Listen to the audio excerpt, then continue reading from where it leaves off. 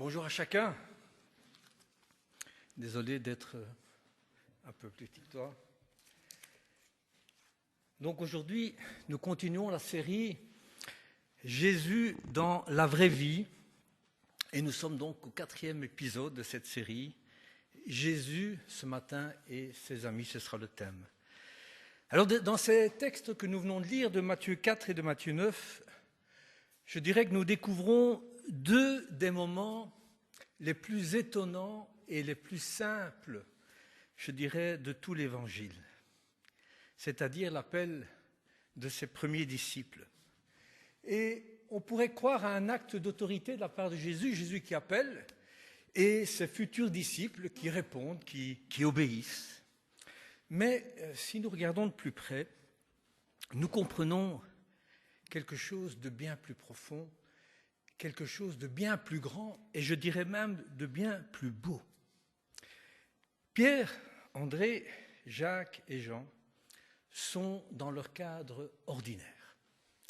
Ils ne sont pas au temple, ils ne sont pas en train de prier, ils ne sont pas en train de faire des bonnes œuvres, ils sont en plein travail.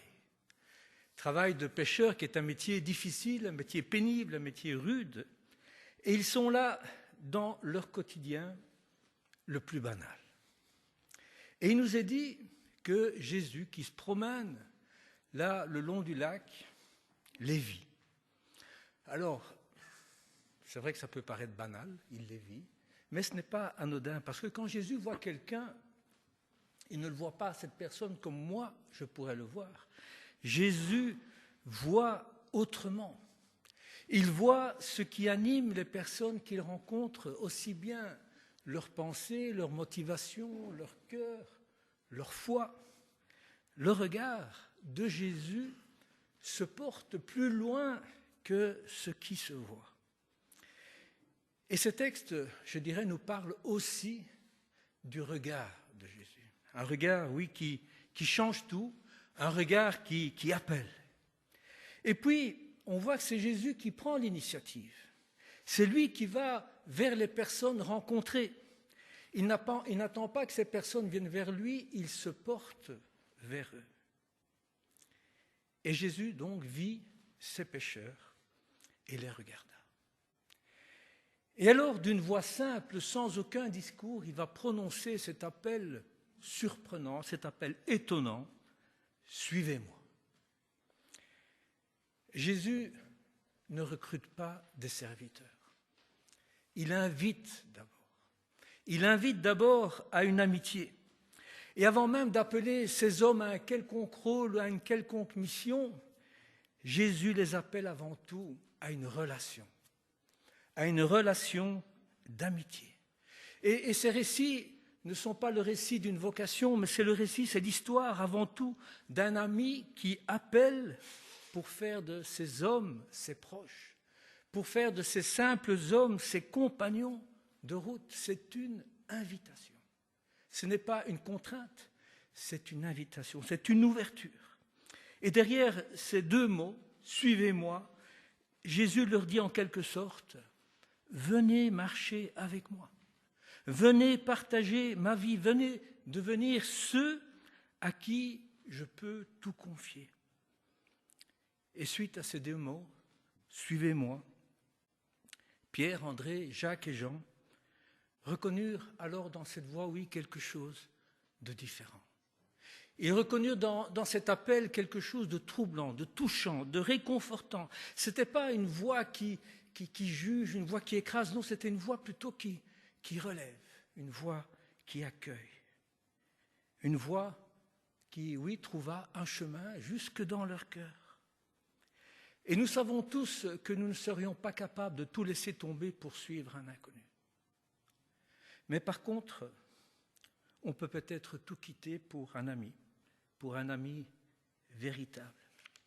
Et donc, après cet appel, Pierre, André, Jacques et Jean laissèrent là leur barque, laissèrent leur filet sur ce bord du rivage et ils laissèrent leur père, il nous a dit.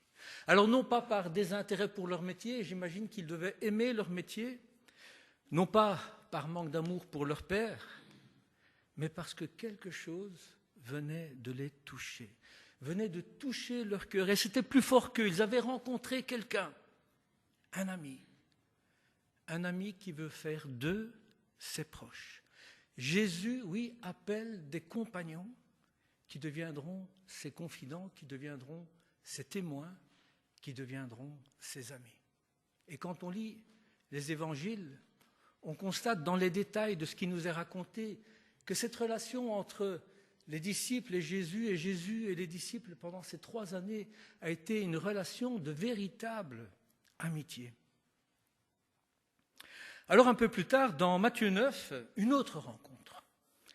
Et c'est Matthieu lui-même, l'auteur du livre, qui raconte sa propre histoire, qui raconte sa propre rencontre avec Jésus. Et nous retrouvons Matthieu, lui aussi, encore une fois, occupé dans sa vie normale, dans son ordinaire, dans son quotidien, dans son travail. Mes amis, Jésus vient nous rencontrer dans le réel de nos vies, dans notre ordinaire, dans notre quotidien, parce que tout commence toujours là, oui, où nous sommes vraiment. Et Matthieu, lui, est à sa table de travail. Il a devant lui une file de voyageurs, de marchands, de personnes de toutes sortes qui avancent lentement devant sa table parce que c'est un point de passage. Et chacun, sans doute, devait retenir son souffle. Chacun devait être inquiet, la main crispée sur la bourse, parce qu'il savait comment ça se passait. On payait ce qu'on devait et en même temps on payait ce qu'on ne devait pas. Les tarifs n'étaient jamais très clairs. Mais on ne discutait pas, on payait pour passer. Et Matthieu, assis à son poste de travail, connaissait bien son métier. Oh, il connaissait bien son métier. Et il avait l'habitude de ces regards de haine. Il avait l'habitude de ces insultes murmurées où il entendait chaque jour « escroc, voleur, traître ». Il avait l'habitude. Et il avait aussi l'habitude de l'attitude de ces pharisiens qui détournaient les yeux pour ne pas se souiller en croisant le regard de Matthieu avec celui qui était perdu pour Dieu. Et Matthieu, lui, il savait ce qu'on disait de lui. Matthieu savait. Il savait qu'il n'avait pas sa place parmi les pieux. Son métier, oui, l'avait enrichi.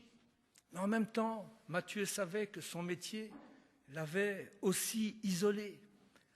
En quelque sorte, il avait vendu son honneur pour un certain confort de vie qui finalement lui semblait bien inutile. Et pourtant, ce jour-là, pour Matthieu, quelque chose allait changer. Quelque chose allait changer d'une manière que Matthieu n'aurait jamais imaginée. Voilà que se pointe là-bas au fond un groupe d'hommes et Matthieu reconnaît le visage de l'un d'entre eux. Cet homme est connu dans toute la région et paraît-il, il fait des miracles, il guérit des malades, il chasse les mauvais esprits, il connaît le cœur des gens. Et puis, on dit de lui surtout qu'il voit autrement. Et voilà que Jésus vit aussi Matthieu. Et Jésus va s'approcher de Matthieu et il va s'arrêter devant sa table. Et Jésus regarda Matthieu. Incroyable. Jamais personne ne regardait Matthieu. Jamais personne ne levait les yeux sur Matthieu. On ne regarde pas dans les yeux un traître. Mais Jésus, lui, leva ses yeux. Et il regarda Matthieu. Et ce regard-là n'avait rien à voir avec les regards habituels. Matthieu ne sentit dans ce regard ni jugement, ni mépris, ni haine. C'était un regard calme, un regard profond, un regard qui voyait plus loin, un regard qui voyait plus loin que la réputation, qui voyait plus loin que le passé. Ce texte de Matthieu 9 n'est pas un enseignement que Jésus adresse à une foule, ce n'est pas un miracle spectaculaire qu'il fait, c'est une rencontre personnelle, une rencontre intime entre Jésus et un homme. Un homme que personne ne remarquait autrement que pour le haïr. Un collecteur d'impôts. Un homme que la société juive jugeait irrécupérable. Un homme que la société juive jugeait spirituellement mort, moralement perdu. Jésus voit autrement. Il ne se laisse pas piéger par les réputations, il ne se laisse pas piéger par les apparences. Il voit le cœur. Il voit la soif de vie. Il voit les blessures. Il voit les possibles. Il voit ce que les autres ne voient pas. Un regard qui voyait l'homme. Jésus voit un homme en Matthieu, quand les autres voient un traître. Mes amis, nous avons probablement à cœur l'Église, mais l'Église grandit par des regards qui accueillent, des regards qui relèvent, des regards qui appellent à la vie. Les autres ne voyaient pas Matthieu, ils voyaient un problème. Ils voyaient un collaborateur du pouvoir romain qui prenait l'argent du peuple et enrichissait l'occupant. Ils voyaient un homme qui avait trahi son peuple. Ils voyaient un homme qui avait trahi sa foi, qui avait trahi les lois et qui touchait de l'argent considéré comme moralement sale. Et Jésus ne nie pas la réalité de la vie de Matthieu. Il ne nie pas non plus la complexité de son métier. Mais il voit au-delà. Et après un silence probablement long et étrange, Matthieu assis à son bureau et Jésus debout devant lui, Jésus lui dit « Suis-moi, suis-moi ». 2 mots, c'est tout. Mais ces 2 mots vont lui ouvrir un autre monde. Comme pour Pierre, André, Jacques et Jean. Jésus ne dit pas « change d'abord de vie, regrette ce que tu as fait, repens-toi, confesse tes fautes ». Non, il lui dit simplement « suis-moi ». Et c'est comme ça que Jésus appelle. Comme pour Pierre, André, Jacques et Jean. 2 mots, c'est tout. Et dans ces 2 mots, Matthieu ressentit aussi une invitation. Il ressentit un appel à la vie, il ressentit un appel à quelque chose d'autre, de différent. Il ressentit un appel à la possibilité d'un nouveau commencement. Oui, Jésus appelle avant la repentance. Il appelle avant la transformation. Il appelle parce qu'il voit ce que nous pouvons devenir. Le regard de Jésus appelle. Il met en mouvement. Un mouvement qui ouvre un autre chemin. Un mouvement qui ouvre un nouveau chemin. Et Matthieu ne répondit pas par des paroles, parce que la réponse à l'appel de Jésus ne se vit pas en paroles ni en discours, mais en mouvement, en rupture du passé. Et Matthieu se leva simplement. Il se leva et suivit Jésus. Et se lever pour Matthieu, eh bien, c'était quitter son monde pour entrer dans un autre monde. Se lever pour Matthieu, c'était renoncer à son métier, c'était renoncer à son identité sociale, c'était renoncer à cette sécurité financière. C'était quitter sa table. Pour Matthieu, c'était passer d'une vie tournée sur soi à une vie tournée vers celui qui voit autrement. Matthieu se leva, quittant derrière lui sa table, quittant derrière lui ses habitudes, quittant derrière lui son passé. Jésus n'appelle pas des gens parfaits. Il appelle des gens qui acceptent de se mettre en route. Et la transformation vient en chemin. Alors l'histoire aurait pu s'arrêter là. Mais vous savez, lorsque Jésus regarde quelqu'un, il ne se contente pas de changer son chemin, il entre aussi dans sa maison. Et quelques heures plus tard, nous retrouvons Jésus, oui, attablé chez Matthieu.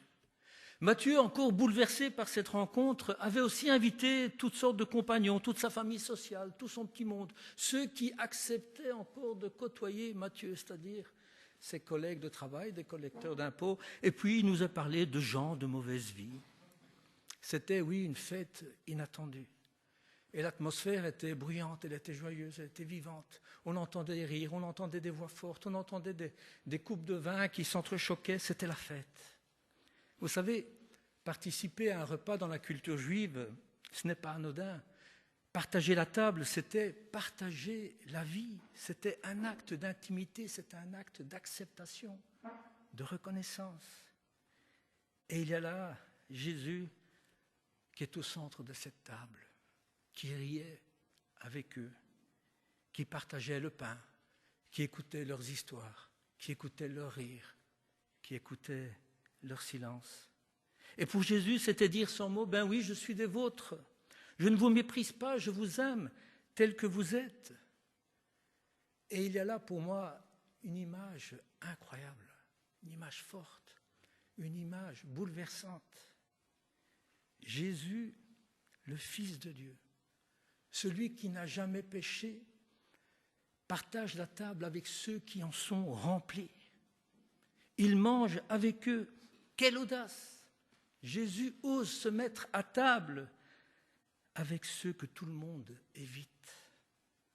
Et à cette table, oui, il y avait là des hommes et des femmes blessés, il y avait des personnes perdues, SDF, il y avait des ouvriers fatigués, exaspérés, il y avait des marchands sans scrupules, il y avait certainement des personnes trop bruyantes, trop blessées, trop instables, trop fraudeurs, trop fatigués, trop seuls, des personnes qui ont quitté leur famille ou qui ont été rejetées de leur famille, etc., etc., etc. Tout un peuple que la morale religieuse avait cessé de reconnaître, relégué hors du monde respectable. Oui, des gens qui n'allaient plus ou qui ne vont pas à la synagogue, des gens qui ne vont plus ou ne vont pas à l'église. Et Jésus était là, au milieu d'eux. Et son regard se posait sur chacun d'eux, leur donnant à chacun ce sentiment d'une dignité nouvelle. Et là où les autres voyaient des vies gâchées, eh bien Jésus, lui, il voyait des vies inachevées, il voyait des possibles. Parce que c'est là ce que Jésus fait. Jésus est là avec ces personnes qui ont besoin d'être regardées, qui ont besoin d'être accueillies. Et c'est peut-être là la première caractéristique des amis de Jésus. Ce sont ceux qui ont besoin d'être accueillis avant d'être transformés. Et puis, il y a les autres acteurs de cette scène du repas. Il y a les pharisiens. Les pharisiens, eux, ne participent pas. Ils restent en dehors. Ils regardent de loin. Et ils posent une question de loin. Pourquoi est-ce que votre maître mange-t-il avec les publicains et les pécheurs? Pourquoi est-ce qu'il mange ainsi avec ces gens-là? Et derrière cette question, il y a aussi un regard. Cette question montre que pour eux, ces gens ne sont pas fréquentables. Cette question montre que pour eux, une relation est impossible et qu'ils ne peuvent pas se mettre à table ensemble.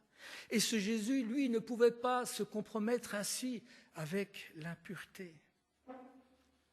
Alors, les regards de ces pharisiens, oui, condamnent. Leur regard, oui, enferme. Leur regard exclut. Un regard qui classe, un regard qui fixe les gens dans leur passé. Ces pharisiens, oui, voyaient des catégories, ils voyaient des barrières, ils voyaient des étiquettes. Ils avaient oublié de voir des personnes. Chez ces gens-là, et j'ai envie de le dire à la Brel, chez ces gens-là. Vous connaissez cette chanson de Brel? Chez ces gens-là. Et c'est Brel qui raconte un amour impossible à cause de ces gens-là. Et il y a un peu de pharisianisme là-dedans. Bon, je digresse, mais à écouter, vraiment, c'est un chef-d'œuvre. Chez ces gens-là, dans le monde des pharisiens, oui, la pureté religieuse se mesurait à la distance qu'on gardait avec les impurs. Et Jésus, lui, fait exactement le contraire. Il s'assoit avec eux. Il devient leur ami. Et là où les purs et les pharisiens voyaient des fautes, eh bien Jésus, lui, il console et il voit des amis. Matthieu, cette nuit-là, n'a pas bien dormi. Son esprit est resté en éveil. Vous savez, quand il y a un événement dans une journée, la nuit, ça travaille. Et Matthieu repensait à cette journée incroyable qu'il avait vécue.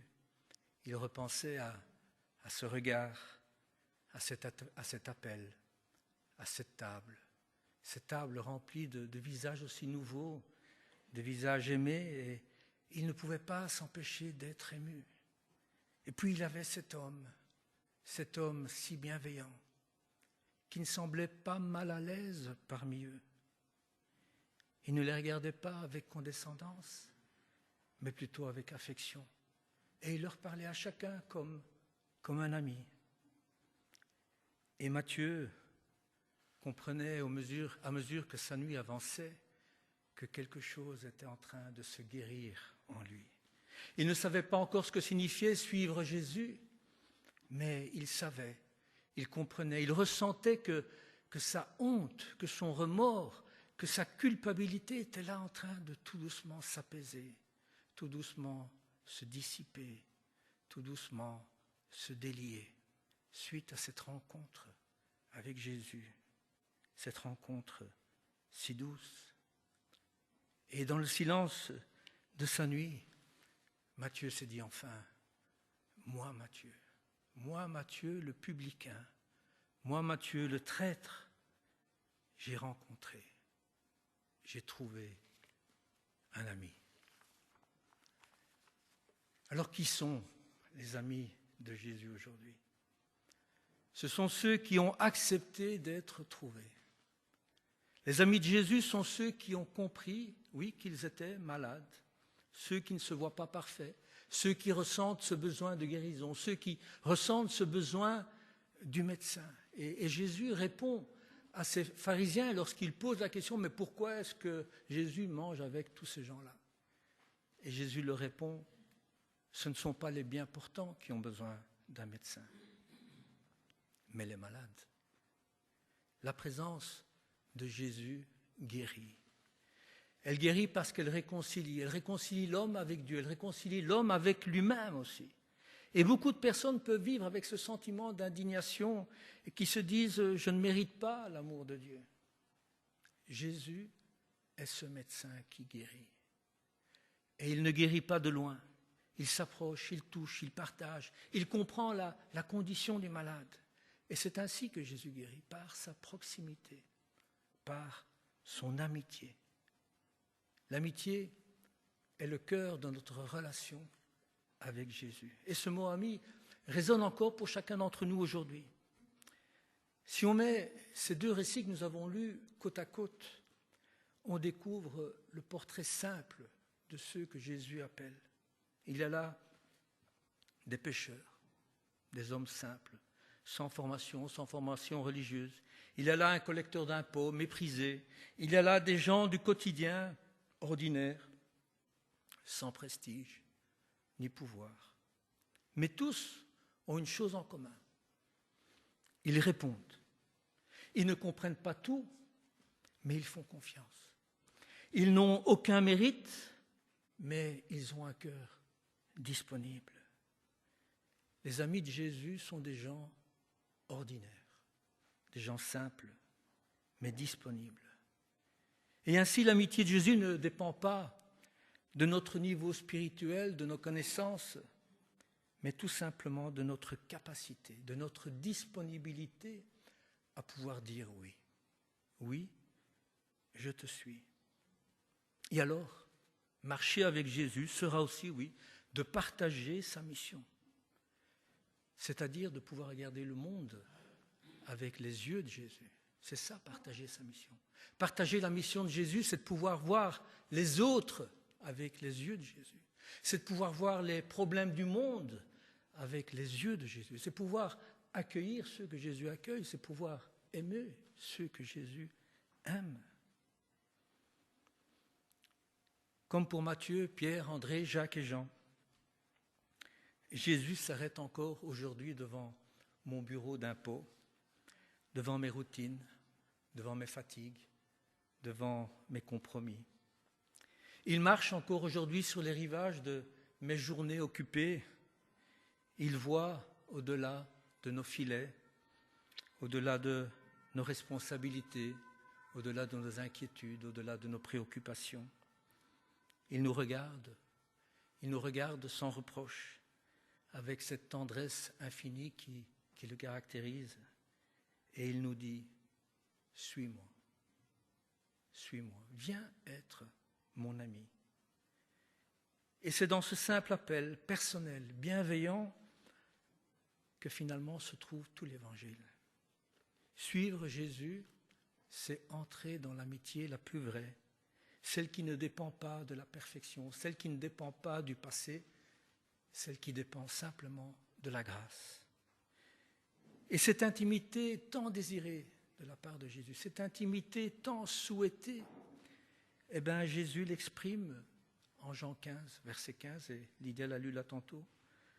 Je ne vous appelle plus serviteur, je vous appelle ami. Amen.